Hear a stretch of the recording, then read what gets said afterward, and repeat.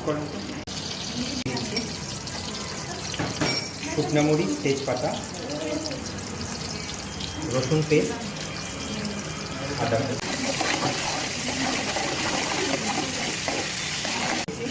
সেই চালটা এখানে পুরোটা দিয়ে দিচ্ছি।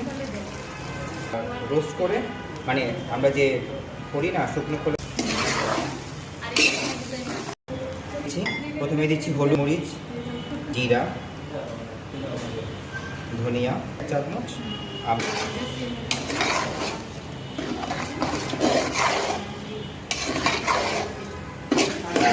খেয়াল রাখবেন চালটা যাতে একটু ভাজা ভাজা হয়। আমি এখানে 3 লিটারের মতো পানি দেব। রান্না সবসময় গরম পানিটা ব্যবহার করি। ওগুলো কিন্তু অনেকটা সেদ্ধ হয়ে আসছে। একটু করে সরষের তেল, হালকা গরম মশলা দিয়ে একটু করে নেড়ে দিন। বলছেন